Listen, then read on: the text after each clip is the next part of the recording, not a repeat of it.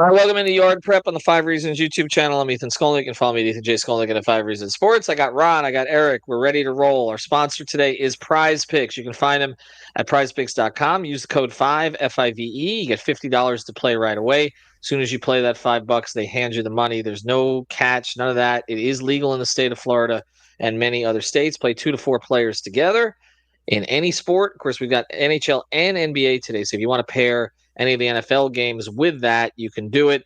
And here's the other thing.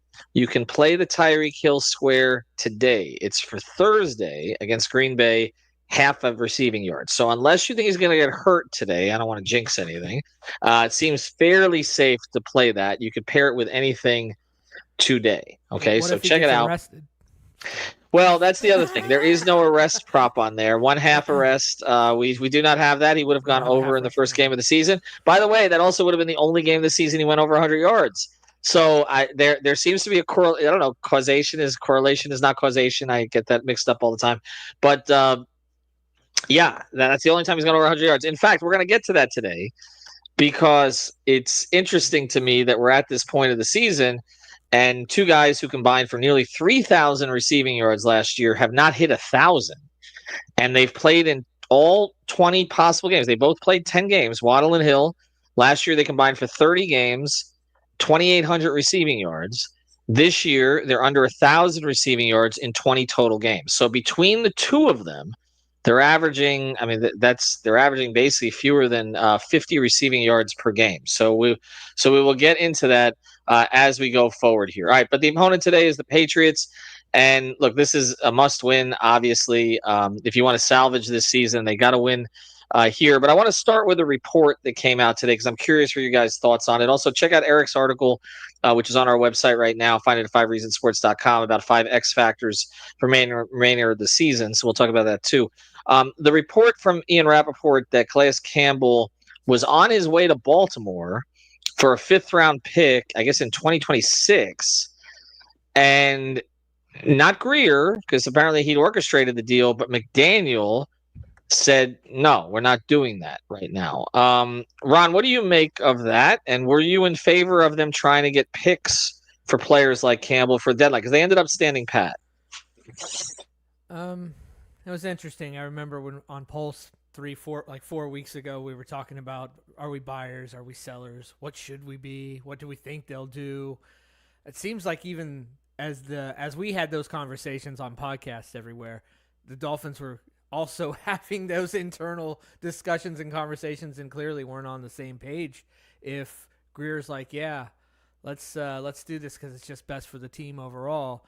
McDaniel's like we're trying to win games here. The season's not over. So I get it. I mean, it makes sense if you're the GM. You're trying to set your team up, right?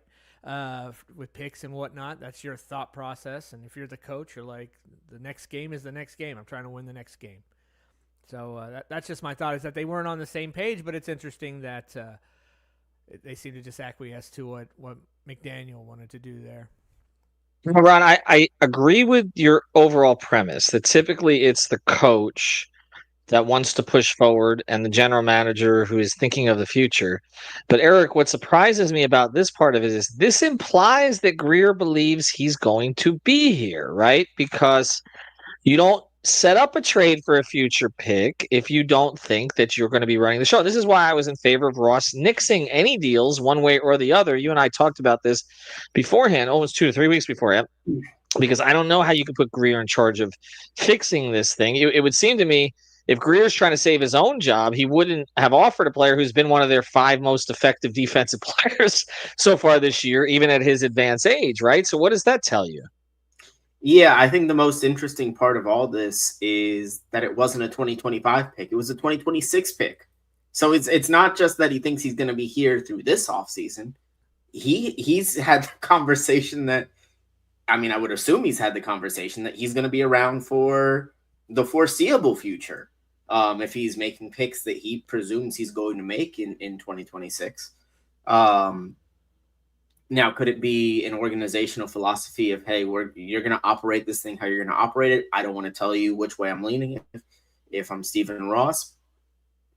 Sure, that could be the case, but they talk. I don't think that is the case. that's the real interesting thing for me there, and it's going to make a lot of people upset. I don't even know how I really feel about it at this point. Um, I just don't understand, because it also implies, what does he think about this roster if he's not looking to stockpile picks for 25, but for 26? Right. So there's Right. just so many angles that you can take on this thing that it's very interesting from a lot of different directions. All right, one more off the field issue before we get into today's game. Daniel Jones, strange situation with the Giants. Obviously overpaid, didn't work out for him there. He's basically thanked all the Giant fans and all that kind of stuff. Became a big controversy this week. But apparently the Dolphins are one of the teams that's interested. So I'll start with you, Eric, on this one, and then I'll go to Ron. Would you? I mean, they may not get him anyway. I mean, he's talking about waiver claims, all the rest of the stuff. But like, would you? Because I've made the case that you have to get competent backup quarterback play, and I think Daniel Jones could be that. He certainly has more of a skill set than the guys that they've been using. Would you take a flyer on him? Are you? I mean, I don't think there'd be a quarterback controversy at this stage. No, there certainly wouldn't be, and it certainly wouldn't be with Daniel Jones. My biggest issue with a Daniel Jones really is that I feel like in skill set he's probably more similar to a Skylar. Not to say that they're of a similar talent level, because he's 3-4 tiers above Skylar Thompson, but just the overall skill set, I'm not sure how well it translates to what the Dolphins do. The only thing that I could see there is, maybe there's a common thread there with Brian Daboll, having worked in a Brian Daboll offense, and Tua with his background kind of in that offense, although I'm not certain how similar what the Giants were trying to do this year is to what the Dolphins do. So, I mean, obviously you never hope you have to play a backup quarterback regardless. He would be an upgrade in talent. I'm just unsure of the overall fit in this offense. What do you think, Ron? Take a flyer? Oh, you're mute. I agree. I just don't think it's the right fit. I just don't see the skill set. I mean, you're not going to find a match one-for-one skill set of what Tua does in the NFL. You're really not. In almost any quarterback in the league, at least one that would be available. But it just feels like Daniel Jones is so far off. He still looks lost a lot of times in the offense. And I understand they switched offense a few times and whatnot, but I mean, and you had to see this coming. I know I talked about this during, I think it was like May, June, July in Pulse, when we were just talking about anything and everything we could talk about. We're watching Hard Knocks, the summer version, right, where we saw the offseason, and it's like, and I said, I instantly said the Giants are going to be terrible, and they're all going to be fired, and Daniel Jones is all going to be gone, because the whole world saw you try and replace this guy multiple times. You went into the season with everybody in the NFL knowing you were trying to replace him. Obviously, the Giants didn't have a lot of faith in him even going into the season. I just don't see it. I'm not sure how the math works out. I just tried to look up his contract, but it looks like, I don't know, they're just going to eat a bunch of his cap, and he's going to be kind of a free agent in that. I get why they're looking at him, because he's has starter experience. He's won some games. It's, he's an upgrade over Skylar Thompson, but we're seeing a lot of backups right now go in and win games for teams in tough situations. Guys that we should have had. We just need to do a better job this offseason of finding one of those guys. I'm just not sure Daniel Jones is one of those guys. All right, so let's get to today's game. Typically going against the Patriots of late, we've been talking about Mac Jones. Was Mac Jones better than Tua? I still remember Ben Volin's wonderful views on that. And then, of course, the Jacoby Brissett experience, which feels like they never get away from him. But now it's Drake May, Eric, and he at least looks like he has a handle on the position. So it looks like they might have gotten a player here. It's early to say. But how would you – let's start with the defense today. We always talk about the offense first. Let's start with the defense today. How do they attack them? Stevenson's had some decent games against them in the past also. What do you see from the Dolphins defense today?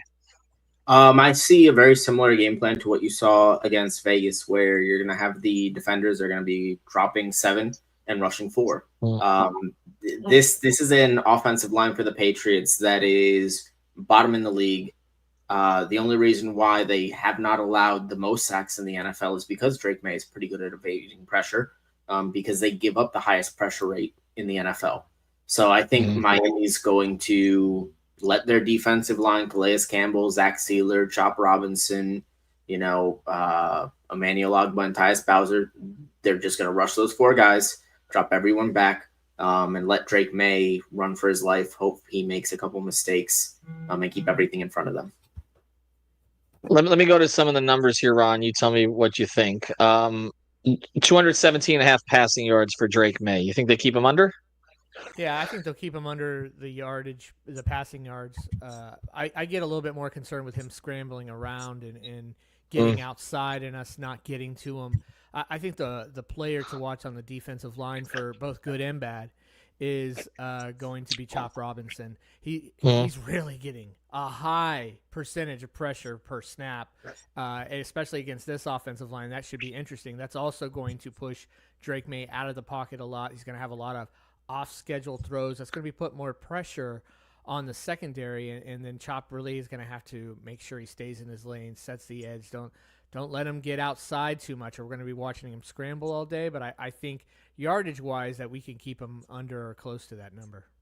Well, Eric, you just wrote an article where you mentioned Chop as one of the 5 X factors the rest of the season. I mean, maybe that's one of the reason Greer feels his job is safe right now, because Chop's playing a little bit better. Let me go through some of these other numbers here. You mentioned Drake May, 26 and a half rushing yards. So again, the concern of him getting out of the pocket.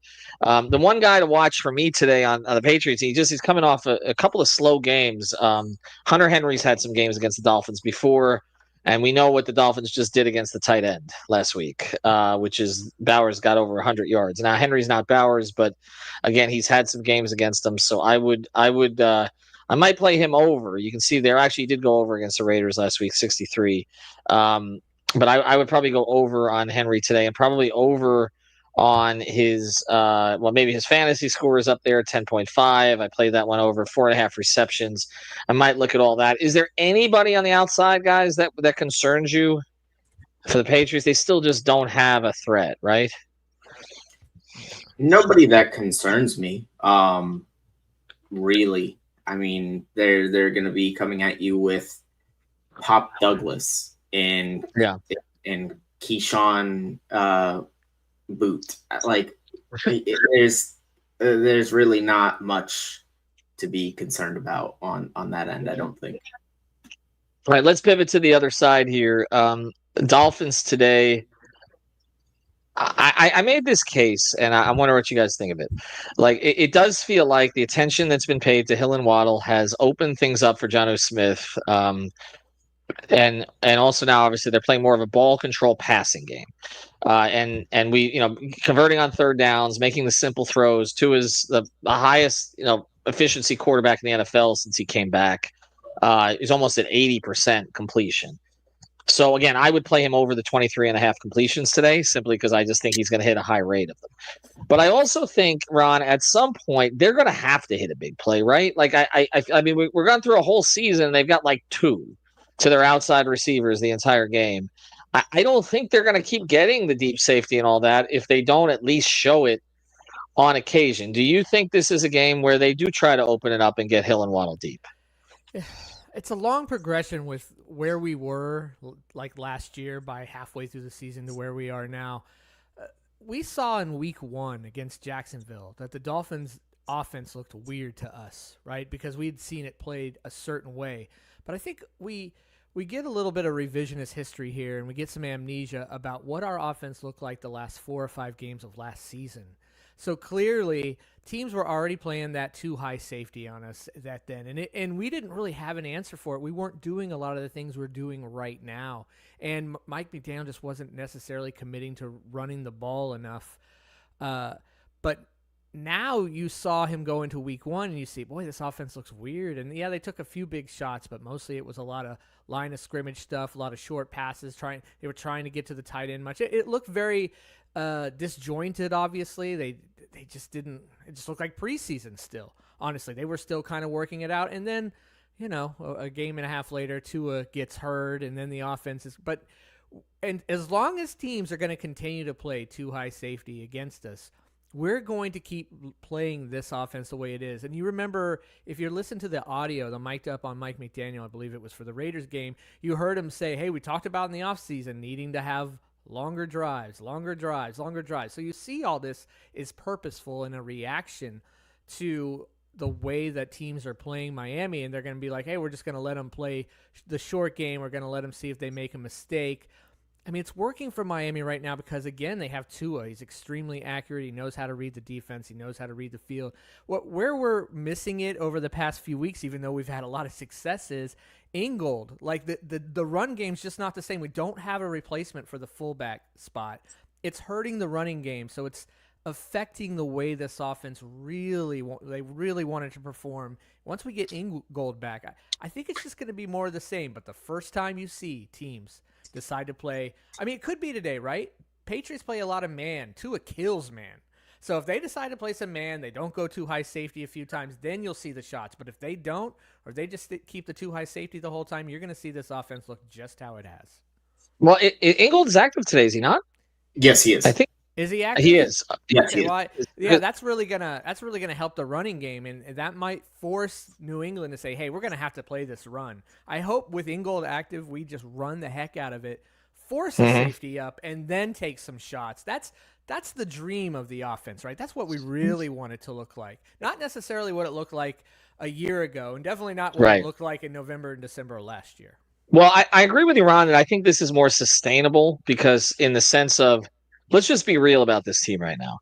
The best case scenario is probably a 7 seed, which means that you're playing in either Pittsburgh, Baltimore, Kansas City, or Buffalo in the first round. Like, you're getting a cold weather physical team.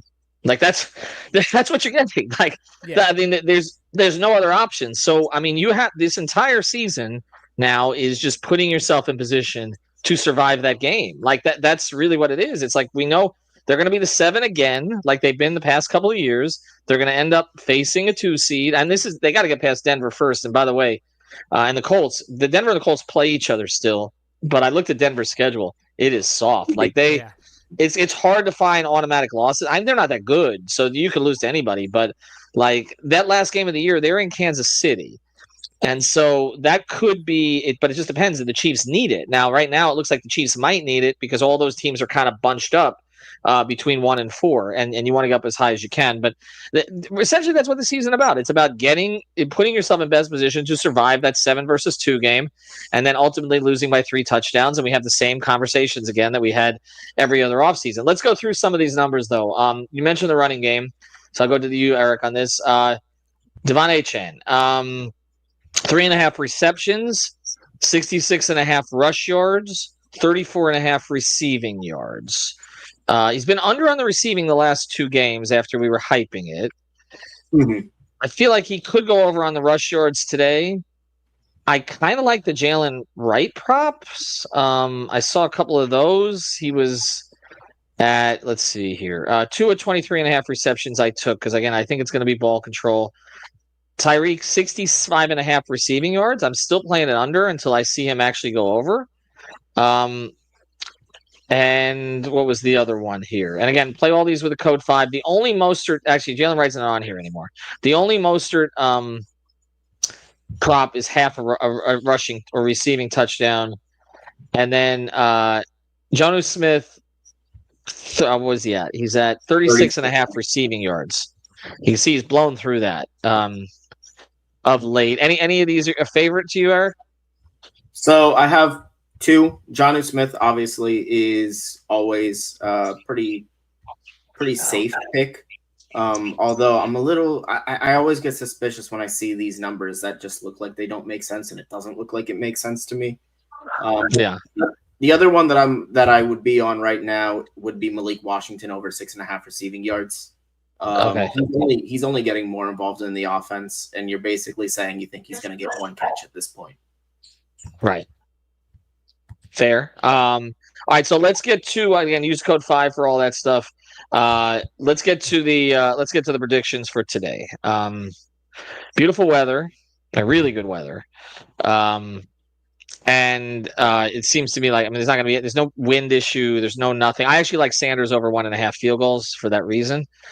Just kind of think that that he's able to get over that, because I think McDaniel's going to take the points today. To me, it's like you take the points, you move on to another day. I have this at I'm going to take it at 23-13 today. I think that they control the Patriots enough. I would say I would pick them to cover today. I don't think this is going to be an explosive game. I just think with Tua, you're getting 23 plus. Like, that's where he's been since he's come back. 27, 27, 23.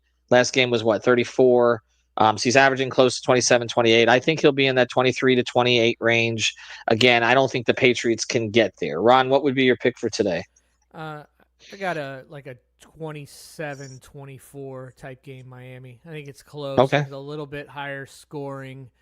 Patriots have been keeping it close, man. Yeah, they're losing a lot, but they're not really, most of the times, getting destroyed. They're hanging in there with teams that kind of remnants of the old Patriots team. Defense plays fairly similar. Obviously, a lot of coaching staff hung on and whatnot. So Gonzalez still being there, that stinks. I was kind of hoping that maybe he'd be out, but he's going to be there for him. So yeah, like a 27-24 Miami type game, close division game. What do you think, Eric? Yeah, I guess I'm gonna be the most out there with my prediction. I got 34-17 Miami. Okay. I think the defense plays well, and I think New England probably gets a couple garbage time scores. So that's where we're at today. Again, use the code 5. We'll see how this thing plays out. I'll just say, look, they lose today. This is, I mean, this thing's over. Like, they cannot afford to slip against any of these teams. They just simply can't. They're going into Green Bay. Short week. I also wonder if McDaniel handles things a little differently because of that this game. Certainly don't want to expose anybody to injury in the fourth quarter. Like, I think he's going to try to run clock, just get out of here live, essentially. Short passing game, all that kind of stuff. Maybe open it up a little bit more Thursday against Green Bay, because I think they're going to have to. I don't necessarily think they're going to have to in this game. All right, we always appreciate Ron's contributions, Eric's as well. Check out Pulse of Fins Nation. Lewis will be back next week. He's screaming somewhere on a plane, somewhere in Texas or on the way there, headed there. So check out. We'll have a post-game show afterwards. Also have Heat coverage here tonight.